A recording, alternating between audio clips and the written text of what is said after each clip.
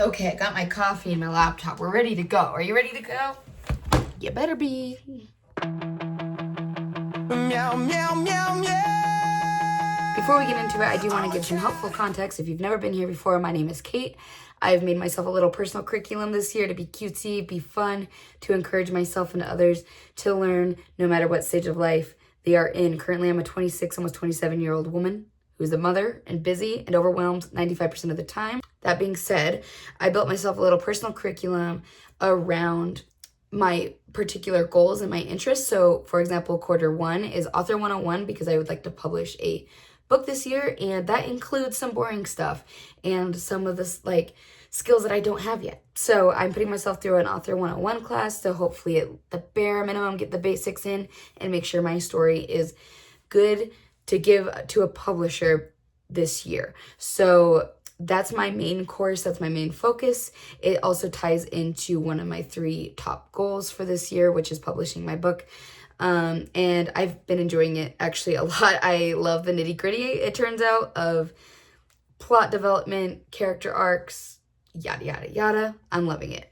Course number 2, which is kind of like an elective course, is painting basics. I'm a self-taught artist, and I kind of skipped over the basics to get to the fun part, and that's worked out for me so far, but I've become more interested in painting specifically rather than just kind of lollygagging in all of the art forms and winging it. It's been working out for me so far, but I would like to get my foundations more stable so that way my end products, my works of art, maybe don't follow the rules, but at least I know what the rules are. I also do a monthly theme. We'll go over next week because when I say next week, I mean for the 14th through the 21st, because this is the lessons I learned from the 7th to the 14th. And not that that really matters to you, but it matters to me because technically I'm already learning stuff for week 3, but I'm not filming the video for week 3. And it's really hard to get your timeline straight when you're filming out of order. But for example, monthly themes like this month, I'm doing civil rights activism is my little interest, my theme for the month. And obviously our guy is Martin Luther King Jr.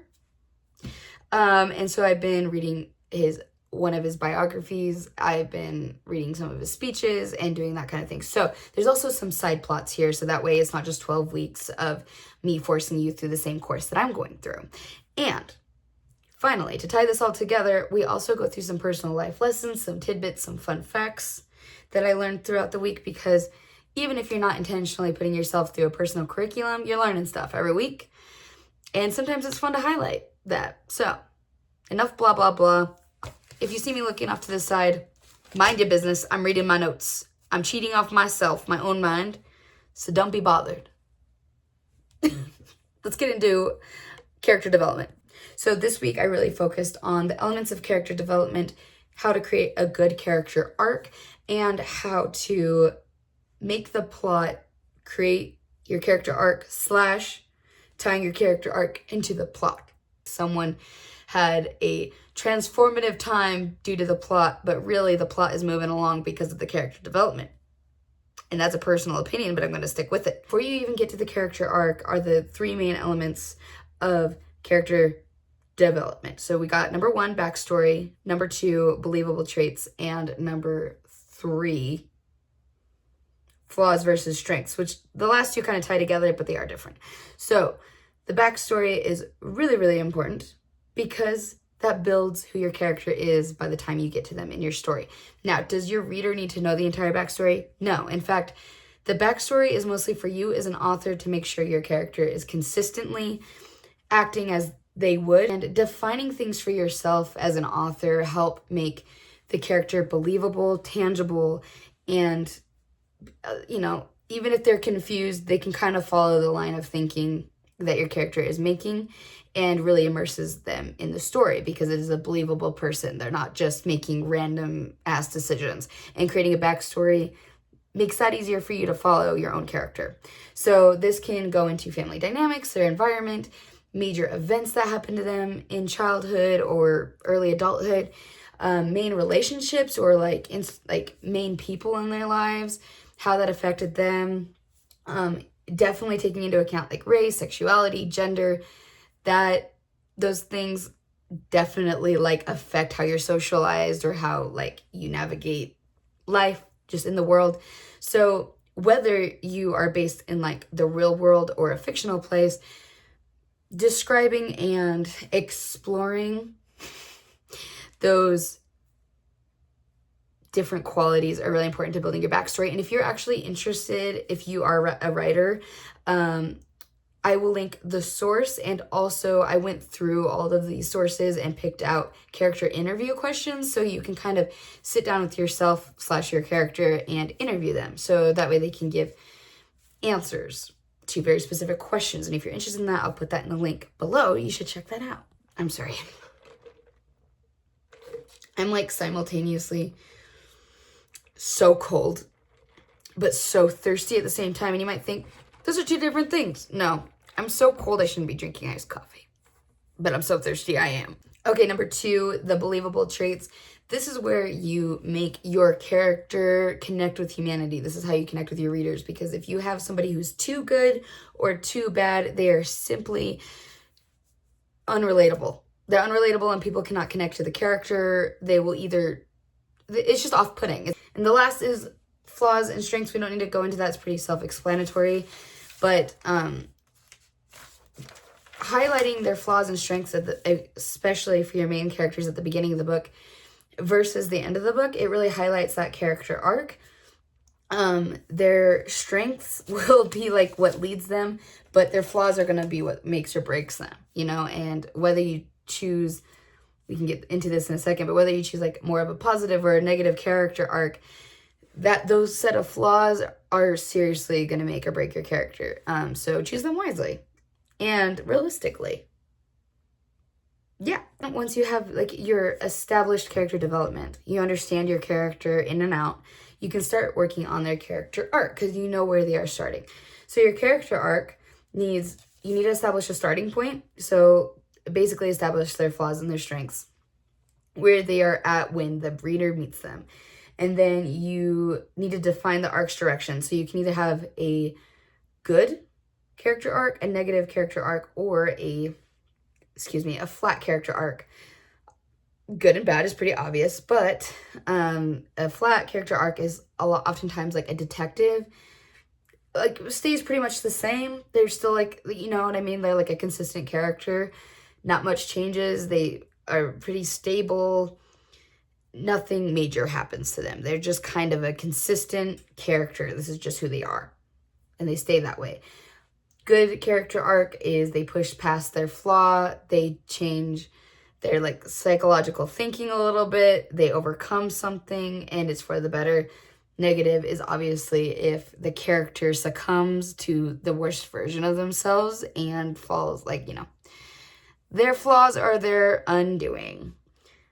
Great. When you go back to the character arc, you go back to the backstory and you need to find the lie that they believe. And now this is their flawed philosophy. This is like, you go back into their backstory and their parents got divorced or something. And so their like philosophical lie that they kind of have innate, like consciously or subconsciously, like love isn't real or something. This lie is often directly tied to their motivation.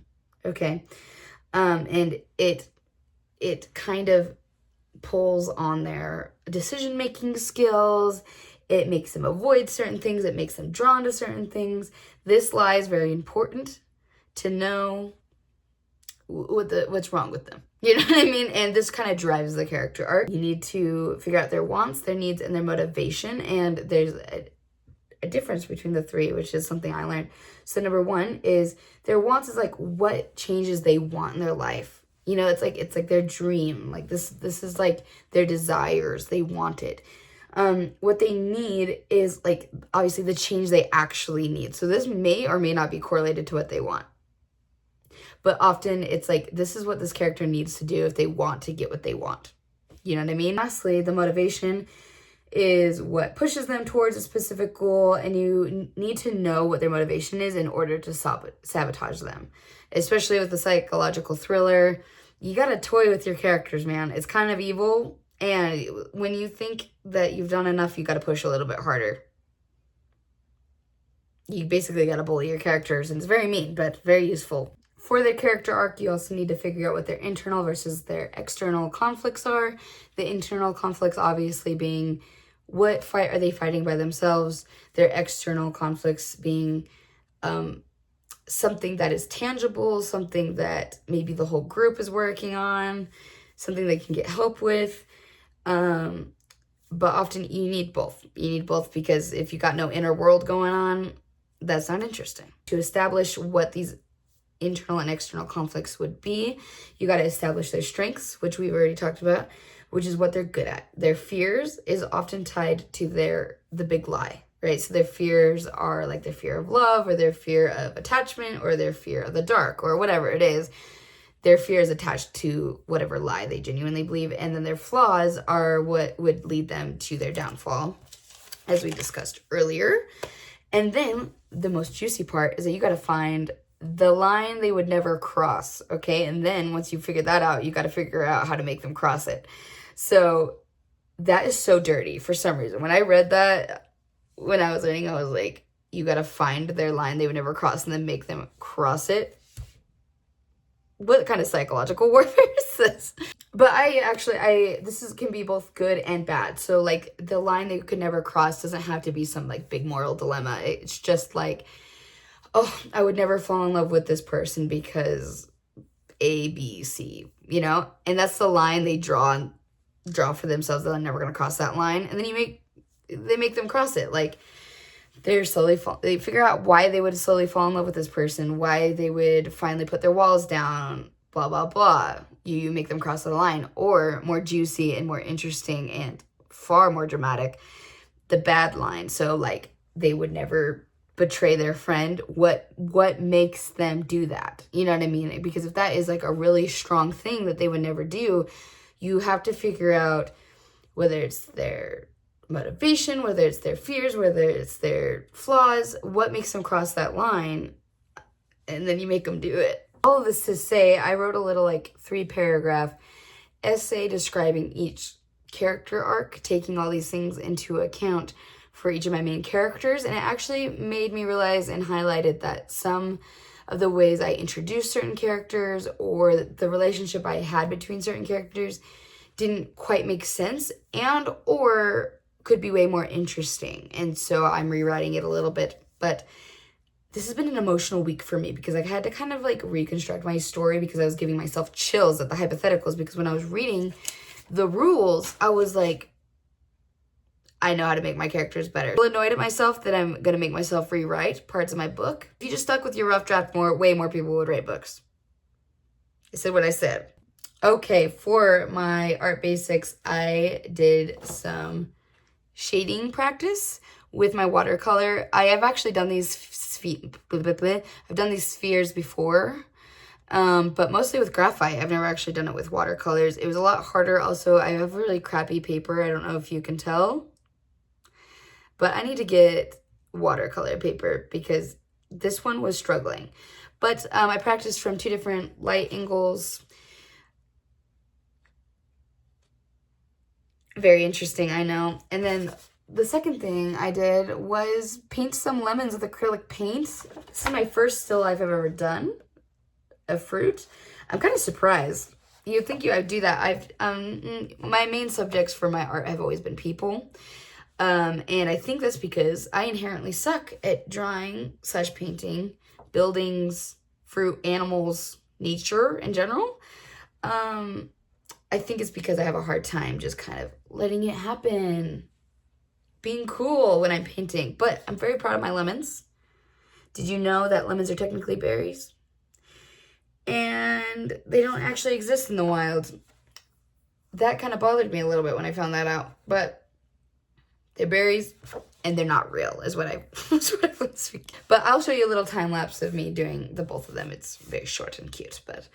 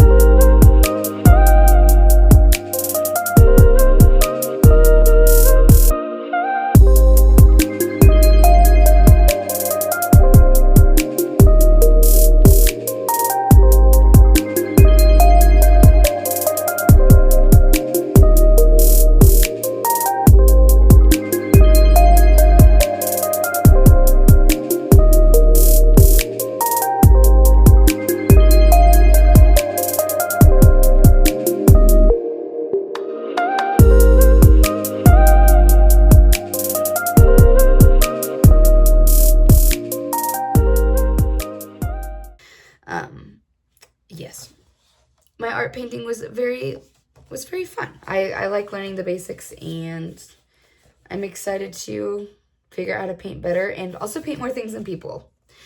I often get a lot of praise. It's like, wow, you're so good at drawing people. My grandma told me once when I was little that people in general are really hard to paint/draw, but eyes are impossible to draw. And I was like, that can't be true. And that became kind of my hyperfixation my whole life.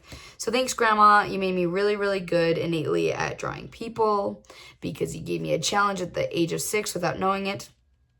But now it's time to learn how to draw something else. Cool. But that's all for my painting course.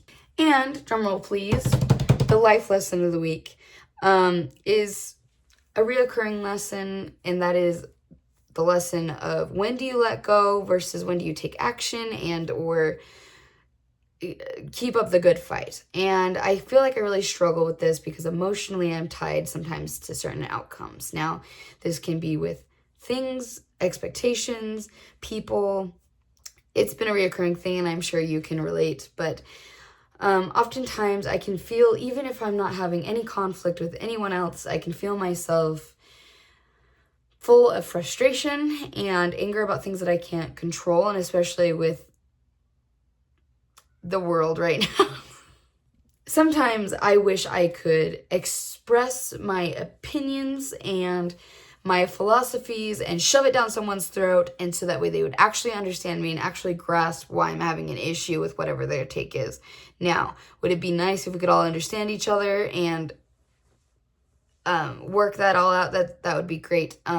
But sometimes it's good to realize that if you keep trying to explain yourself to someone and people that are determined to misunderstand you, that is not worth your time. That is not worth your energy. And it's not good for you or the other person. You're wasting their time, you're wasting your time, and you're putting what energy could be put into taking action on maybe the things that you care about, or learning more about the things that you care about, or connecting with people that care about the same things. You just wasted that all on the people that don't care. And or even if they do care, they just don't understand, and they don't really want to understand because they have their own system of thinking that they want to stay with. And that's okay. You're allowed to disagree. And I can understand, at least for me personally, when it's family or people you really care about, you want people to understand you. And you want people to really see you and understand you. And I think that is a very valid thing. And it's been something that I've genuinely cried about for a lot of years of my life. But then as I got a little bit older and my frontal lobe developed a little bit more and I became a little bit more sure of myself, while it still bothers me sometimes, it's much easier to snap out of that mindset and just be like, hey, you are loved even if you're not understood. And while that's very frustrating, you need to find people that understand you and want to understand you.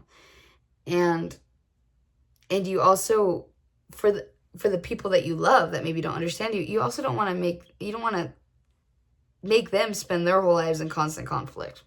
You know, and this kind of applies for me. Obviously, it's more related to people, but this applies to anything. And it's kind of figuring out, hey, is this worth the fight, or do I need to pick a different direction? And also, it doesn't mean you have to pick a different end goal. You can still have the same end goal, but you know that quote that's like doing the same thing over and over again and expecting different results is the definition of insanity. Yeah. So that doesn't mean you have to pick a different goal. You can have the same goal, but if the route you're taking over and over again is not wielding the results you want, change it up. Change it up. Let go of what you can't control. Let go of things that no longer serve you. Let go of the control you want to have of the narratives people have about you. People are going to talk about you, whether you're doing what you want or if you're doing what you don't want. So might as well go down in the books as doing what you did want. Be authentic to yourself. Let go of what you can't control and take action on what you can. And if you really think you're getting somewhere with the argument you're having over again, great. If you're having the same argument over and over again and it's not wielding results, you can even keep up the good fight by changing up the argument. But don't keep having the same conversation with people or in your head or with your life decisions and keep expecting a different outcome. It's not worth your time. It's not worth their time. And you're wasting your potential on things that don't matter. And that's a fun life lesson that you got to relearn over and over again, because we're silly human beings that want to be loved and want to be understood and want to be agreed with. So take that for what it's worth. So wrapping it all up, I've learned that background really matters for your character's current situation and what their character arc is going to be. And you can apply that to real life. Your backstory matters. But you get to choose your arc. Are you going to have a good arc? Are you going to have a bad arc? Are you going to let your flaws be the end of you? Or are you going to face them and tackle them? Or are you going to have a flat arc? Are you just going to stay the same for the next 10 years? Maybe. That's fine. Who am I to say? I've also learned that lemons are berries, which was an upsetting fun fact. And I've also learned that sometimes you just need to let go. So, until next week, get learning, and I'll report back.